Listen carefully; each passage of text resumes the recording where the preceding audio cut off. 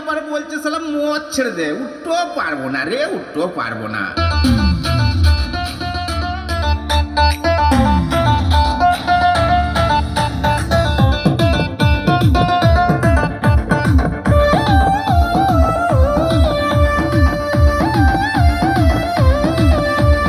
নার্সারিতে শুরু আবার হাফ প্যান্টে গুরু গুরু গুরু গুরু গুরু, নার্সারিতে শুরু আবার হাফ প্যান্টে গুরু।